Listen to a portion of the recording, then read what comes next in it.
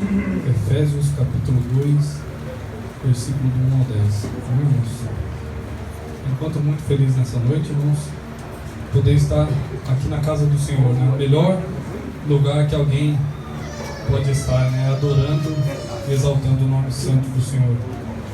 Efésios, irmãos, capítulo 2 e o versículo 1 a seguir, diz assim: E vos vivificou, estando vós mortos em ofensas e pecados, em que noutro tempo andaste segundo o curso deste mundo, segundo o príncipe das potestades do ar, do espírito que agora opera nos filhos da desobediência, entre os quais todos nós também antes andávamos nos desejos da nossa carne, fazendo a vontade da nossa carne e dos pensamentos, e éramos por natureza filhos da ira, como os outros também. Mas Deus, que é riquíssimo em misericórdia, pelo seu muito amor com que nos amou, estando nós ainda mortos em nossas ofensas, nos vivificou juntamente com Cristo. Pela graça sois salvos, e nos ressuscitou juntamente com Ele, e nos fez assentar nos lugares celestiais em Cristo Jesus, para mostrar nos séculos vindouros as abundantes riquezas da sua graça, pela sua benignidade para conosco em Cristo Jesus. Porque pela graça sois salvos, por meio da fé, e isso não vem de vós, é dom de Deus, não vem das obras, para que ninguém se glorie, porque somos feitura sua, criados em Cristo Jesus para as boas obras, as quais Deus preparou para que andássemos nela.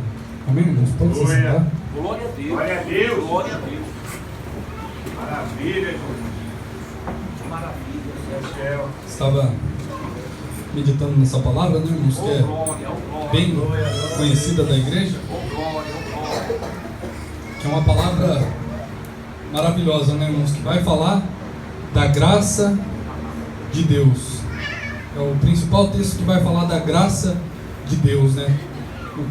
Graça a qual que somos alvos, né? Cada um que aqui está é alvo dessa graça, né, irmãos? Somos todos alvos do favor imerecido de Deus, né? E aqui vai falar, vai fazer um contraste em uma pessoa que vivia no caminho do pecado, de uma pessoa que encontrou essa graça, né? Que encontrou a Jesus Cristo. E no primeiro versículo diz assim, irmãos: E vos vivificou, estando vós mortos em ofensas e pecados.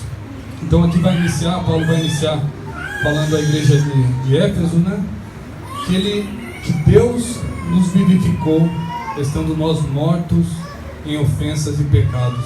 Era assim que estávamos, né, irmãos? Antes de ser vivificado por esse Deus, né? Era essa condição que nós encontrávamos, né? Encontrávamos mortos, né? E uma pessoa que é morta, irmão, assim como nosso lado físico não tem reação. Quando alguém está morto, ele não tem reação, não tem estímulo nenhum, né? É assim também uma pessoa que é morta espiritualmente, né, irmãos? Ela não tem estímulo, ela não consegue ter um estímulo para buscar a Deus, para adorar a Deus, né? Então Deus nos vivificou para isso, né, irmãos? Deus nos deu a vida para isso, né? Em Romanos capítulo 12, no versículo 1, que diz que Paulo roga aos irmãos, né? Fala: rogo-vos, pois, irmãos, que... Só para meditar aqui para a igreja, irmãos. Rogo-vos, pois, irmãos, pela compaixão de Deus, que apresenteis vosso corpo como sacrifício vivo, santo e agradável a Deus. Primeiro tem que ser vivo, né, irmãos? Primeiro tem que ter vida espiritual. Glória a Deus, né? Glória a Deus. Então, para ter uma comunhão com Deus, né, irmãos, precisamos ter vida, né? Ter vida espiritual. E em Romanos também, irmãos, capítulo 6, o versículo 23, vai falar que o salário do pecado é a morte. Esse versículo a gente estava mencionando aqui, e nesse versículo, irmãos, vamos decorrer, vai falar que mas o dom de Deus, o dom gratuito de Deus é a vida eterna. Então vamos entender que ali ele estava falando de uma maneira eterna, né, irmãos? Quando pecamos contra o Senhor, né, nos separamos. A morte quer dizer isso, irmãos, nos separa de Deus, né? Então primeiramente temos que ter vida espiritual, né? Uma pessoa que ela não é salva, irmãos, ela não tem vida espiritual, né? Diz aqui mais no versículo 2: em que no outro tempo andaste segundo o curso deste mundo, segundo o príncipe das potestades do ar, do espírito que agora opera nos filhos da desobediência. Então outra coisa, né, irmãos? Antes, quando não éramos vivificados, né, vivíamos na desobediência, né? Foi assim o primeiro homem que andou nessa terra, né? Ele pecou, ele desobedeceu ao Senhor. Em Gênesis capítulo 2, versículo 17, diz assim, irmãos: porque no dia em que dela comeres, da fruta dela comeres, certamente morrerás, né? E no versículo 3 e o versículo 4, Satanás diz, né? É certo que não morrereis, né? Satanás enganou o primeiro homem, usou da mentira, né? E o homem desobedeceu a Deus, né, irmãos? Então vimos que uma pessoa morta e que não obedece a Deus, né, irmãos, não pode agradar a Ele, né? Então tem que haver vida na nossa... Nós temos que ter vida. A palavra de Deus em primeiro... Deixa eu capitular aqui, irmãos. Glória a Deus. Glória a Deus. Em 2 Coríntios, capítulo 5, versículo 17, irmãos. Oh, aleluia, aleluia. Diz assim: aleluia. assim que se alguém está em Cristo, nova criatura é. As coisas velhas já passaram e eis que tudo se fez novo. Então o que está falando nesse texto aqui, né, irmãos? Do que Ele fez conosco, da obra que Ele fez conosco, né? Tem que ser diferente a nossa vida daqui em diante, né, irmãos? Do momento que Ele nos vivificou, que Ele nos deu a sua vida, né? Porque foi isso que aconteceu, irmãos. Ele deu a sua vida para que pudéssemos viver, né? Porque a palavra de Deus em João capítulo 14 vai falar que Ele é o caminho, a verdade e a vida, né, irmãos? Então Ele deu a sua vida para que pudéssemos ter vida, né, irmãos? Então estamos aqui nessa noite porque Ele deu a sua vida, né, por cada um de nós. Então diante disso, irmãos, temos que ser desobedientes a Ele, né? Diz assim: que no outro tempo andaste segundo o curso deste mundo. Então aqui Paulo está olhando para trás, né, irmãos? Então temos que ver o que Deus fez por nós, o que Ele fez por nós lá atrás, né, irmãos? Olhar para esse sacrifício, pelo fato de Deus ter ressuscitado, de Deus ter dado a sua vida, né, irmãos, para que pudéssemos ter a vida, né? E antes andávamos segundo o curso deste mundo, segundo o príncipe das potestades do ar, do espírito que agora opera nos filhos da desobediência. Então está falando aqui ainda da desobediência, né, irmãos? E esse espírito que opera nos filhos da desobediência, quem quer, irmãos? É o próprio diabo, né? Ele que opera nos filhos da desobediência, né? Então quando a pessoa está desobedecendo ao Senhor, ela está sendo influenciada pelo Satanás, né, irmãos? Então devemos ter isso na nossa mente, né? Que fomos vivificados e não podemos mais desobedecer esse Deus ao qual servimos, né, irmãos? Isso que Paulo está querendo dizer para os irmãos. E no versículo 3 diz assim, irmãos: entre os quais todos nós também antes andávamos, nos desejos da nossa carne, fazendo a vontade da carne e dos pensamentos, e éramos por natureza filho da ira, como os outros também. Então aqui vai falar de três coisas, né, irmãos, que nos influencia a desobedecer ao Senhor. No versículo 2 vai falar deste mundo, né? Esse mundo, as coisas que esse mundo oferece, tenta nos fazer desobedecer ao nosso Senhor, né? Seja nas novelas que muitas das vezes ensinam coisas que nós não devemos ver e a praticar, Deus. né, irmãos? E vai falar aqui deste mundo, e também, como eu disse aqui, no espírito que agora opera nos filhos da desobediência, que é o próprio Satanás, que nos influencia a desobedecer também o nosso Senhor. E aqui, irmãos, no versículo 3, que diz assim: e andávamos no desejo da nossa carne, fazendo a vontade da carne e dos pensamentos. E outra coisa que nos influencia a pecar, a desobedecer o Senhor, é a nossa carne, né, irmãos? A nossa natureza espiritual, não o nosso corpo, né? A nossa natureza decaída, né? Também nos faz desobedecer ao nosso Senhor, né? E Paulo começa nesses 3 versículos ele falando das coisas do passado, né? Das coisas que nos influenciava a servir o Senhor da maneira que agradava a Deus, né? Até o versículo 3 ele vai falar do mundo, do diabo, vai falar da nossa carne. Mas do capítulo 4 em diante, irmãos, ele vai falar do que Deus fez por cada um de nós, né? Por isso que estamos aqui nessa noite, né? No versículo 4 diz assim: mas Deus, que é riquíssimo em misericórdia, pelo seu muito amor com que nos amou.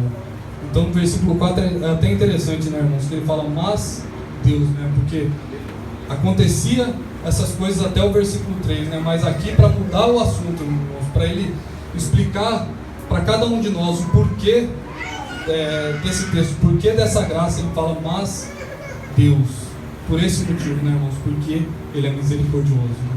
Porque ele é bondoso, porque ele é maravilhoso, por isso que ele nos amou, né? Aleluia, glória a Deus. Que diz aqui, pela Glória sua a Deus. misericórdia, né, irmãos? Ele olhou para cada um de nós, as suas criaturas, né, a perfeição de Deus, a obra-prima de Deus. Ele olhou para cada um de nós, viu a situação com que andávamos, né? Viu o pecado que cometíamos, né? Mas diz aqui que é riquíssimo em misericórdia, pela sua misericórdia, pela miséria de cada um de nós, né? Decidiu, irmãos, pelo seu amor, diz aqui, pelo seu muito amor com que nos amou. Então, por esse motivo, irmãos, por Deus nos ver naquela situação, né? Ver caídos pelo pecado, né? Ele decidiu nos salvar, decidiu morrer por nós, né, irmãos? E diz aqui no versículo 5, estando nós ainda mortos em nossas ofensas, a gente ainda estava mortos, né, irmãos? Diz assim, vos vivificou juntamente com Cristo, pela graça sois salvos, e ressuscitou juntamente com Ele, e nos fez assentar nos lugares celestiais em Cristo Jesus. Aqui está outra coisa maravilhosa que Deus fez por nós, que muitas das vezes não levamos em consideração porque não conseguimos ver pelos olhos espirituais, né, irmãos? Que Ele nos fez, Ele já nos fez assentar nos lugares celestiais, né? E essa é uma promessa de Deus, né? Que glória a Deus, aleluia! João, no capítulo 14 que eu falei de João, ele falou que já ia nos preparar lugar, né, irmãos? Então o nosso lugar está preparado para cada um de nós, né, irmãos? Basta crer nessa promessa, basta crer nessa graça que o Senhor nos prometeu, né, irmãos? O Senhor é maravilhoso. E diz assim, ó, para mostrar nos séculos vindouros as abundantes riquezas da sua graça, pela sua benignidade para conosco em Cristo Jesus. Porque pela graça sois salvos, por meio da fé, e isso não vem de vós, é dom de Deus. Muito interessante, né, irmãos? Vai falar da graça e a palavra de Deus, que isso não vem de nós, né? Não vem de cada um de nós, porque não merecíamos, irmãos, essa graça. Cada um de nós que aqui está não tínhamos como adquirir essa graça. Eu estava meditando também no capítulo 55 de Isaías. Oh, que maravilha, meu Pai! Capítulo 55 de Isaías, que diz assim, ó vós todos os que tendes sede, vinde às águas, e vós que não tendes dinheiro, vinde, comprai e comei. Sim, vinde e comprai, sem dinheiro, sem preço, vinho e leite, porque gastais o dinheiro naquilo que não é pão, e o produto do vosso trabalho naquilo que não pode satisfazer. Ouve-me atentamente e comei o que é bom, e a vossa alma se deleite com a gordura. Aqui vai falar, no versículo 1, vai falar, vinde às águas, e vós que não tendes dinheiro, vinde e comprai sim. Então é um convite de Deus, né, irmãos? Como diz aqui, que é gratuito. Só temos que crer nessa graça, né, irmãos? Não tem dinheiro que pague essa graça, né? Vemos nos relatos de Atos que aqueles homens que viam como os apóstolos ali se comportavam e faziam milagres e maravilhas, né? Aqueles homens, eles ofereceram dinheiro para adquirir aquele espírito que os apóstolos tinham, né, irmãos? Mas dinheiro nenhum compra, né, irmãos, as coisas espirituais. Temos que ter isso na nossa mente. O que compra as coisas celestiais, irmãos, é dedicação, é amor, vida no altar, é oração, irmãos, que compra as coisas celestiais, né? Então devemos, não é comprar, é cultivar, né, irmãos? Temos que colocar diante do Senhor a nossa necessidade, a nossa petição, que Ele nos atende, Ele nos ajuda e nos abençoa, né, irmãos? E diz assim: não vem das obras para que ninguém se glorie, porque somos feitura sua, criados em Cristo Jesus para as boas obras, as quais Deus preparou para que andássemos nela. Então aqui vai falar que somos feituras suas, né? Que fomos criados à imagem de Deus e fomos criados também para as boas obras, né, irmãos? Fomos criados no intuito de adorar a Deus, né? Esse é o propósito de estarmos aqui, né? Esses dias eu estava meditando nesse sentido, né, irmãos? Que todos nós temos um propósito, né? Muitas pessoas tentam não buscar o seu propósito na vida, né? Vive como se não tivesse propósito, porque o propósito dela era só nascer, crescer e morrer, né? Mas temos um propósito de nascer, de formar uma família, como foi dito aqui na escola dominical, e de louvar a esse Deus, né, irmãos? De fazer com que os nossos familiares conheçam esse Deus, né? Que não viva como essas pessoas que diz aqui até o versículo 3 de Efésios, que não vivam cega, né, irmãos? Que não vivam longe de Deus, né? Esse é o propósito de Deus, né? Ter seus filhos te adorando, bendizendo, né? Que possamos entender, né, irmãos? Esse propósito, que estamos aqui com um propósito único, né? De adorar a Deus, de um ajudar o outro, né? De todos nós, irmãos, caminharmos para o céu, amém? Assim eu dou a oportunidade em nome de Jesus. Glória a Deus! Glória a Deus! Que maravilha, Senhor!